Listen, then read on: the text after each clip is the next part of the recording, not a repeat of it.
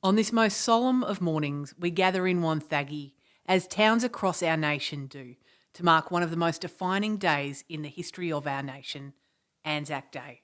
We stand together, veterans, families, young and old, Australians, in deep respect and quiet reflection. We honour those who served, those who sacrificed, and those who never returned. Those, as Lawrence Bignon's poem goes, were straight of limb, true of eyes, steady and aglow.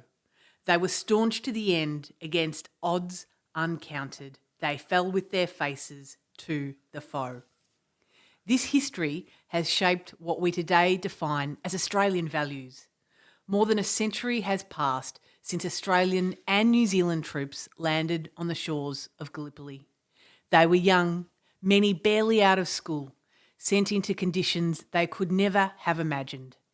What followed was not victory in the conventional sense, but something far more enduring, the birth of national spirit defined by courage, mateship and sacrifice. These qualities did not begin or end at Gallipoli. They were carried through the mud and horror of the Western Front, across deserts, jungles, oceans and skies in conflicts that followed. They live on in every Australian who has worn the uniform and in the families who stood and stand behind them today. Among those who helped shape Australia's military legacy was a citizen soldier who commanded the 4th Australian Infantry Brigade at Gallipoli in 1915, John Monash. His critical role in the campaign's final successful evacuation revealed a man whose leadership and intellect transformed how wars were fought and, more importantly, how lives were valued. Monash's leadership at Gallipoli laid the foundation for later success on the Western Front and cemented the reputation of Australian soldiers. Monash was not a typical soldier of the time. He was an engineer, a thinker, and a leader who believed that careful planning and innovation could save lives. At the Battle of Hamel in 1918, he demonstrated that belief, coordinating infantry, artillery, tanks, and aircraft with precision. The result was a decisive victory achieved in just 93 minutes, with significantly fewer casualties than many other engagements of the war. Monash travelled back to Australia by ship in December 1919 after managing the repatriation of 150,000 Australian soldiers as Director General of Demobilisation.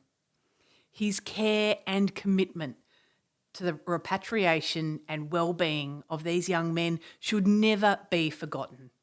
It is one of the reasons I'm so passionate about the need to teach civics education in our schools today. He brought home around 500 men on average each day to Australia. Those men came back to work as farmers and builders and merchants all over Australia. And when Monash died in 1931, despite many being of limited means, they travelled the breadth of this nation to his funeral in Melbourne. With 300,000 people there, never has there been a more magnificent tribute to the memory of any Australian. Monash's legacy is not just in military success, it is in his humanity. He understood that every soldier was someone's son, brother, or father. He rejected wasteful tactics and instead championed strategies that respected the value of each life under his command.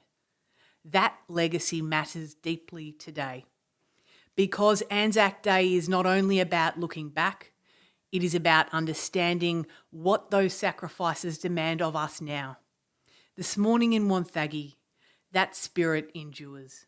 We are part of a community where people look out for one another, where contribution matters, where people step forward, not back, in the face of challenges. The values we honour today, courage, mateship, sacrifice, are not confined to battlefields. We see them enlivened in our emergency services, in volunteers, and those who quietly support others through hardship. We see them in veterans who continue to serve their communities long after their time in uniform. And we see them in the families who carry the weight of service, often without recognition, but always with strength. To our veterans here today, we thank you, not just for your service, but for the example you set. You remind us what duty looks like. You remind us what it means to stand for something greater than oneself. To the younger Australians among us, you are part of this day too. The responsibility of remembrance is shared with your generation, not as an obligation, but as a privilege, to carry forward the stories, the lessons, and the values that define us through our shared national identity. The men and women we honour today did not seek war. They answered a call. They endured unimaginable hardship, and many paid the ultimate price.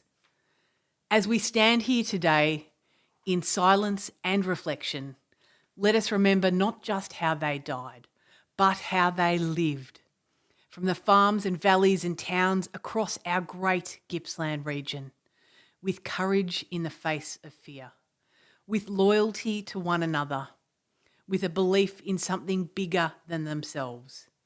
Let us remember General Sir John Monash's lessons of servant leadership that saved lives and secured victory, and of his deep love for Australia that continued after his journey home. His courage and brilliance leading the State Electricity Commission, setting up prosperity and opportunity in Victoria for generations yet to come. His decisive role in establishing the Shrine of Remembrance. Let us draw from that courage and conviction, lest we forget.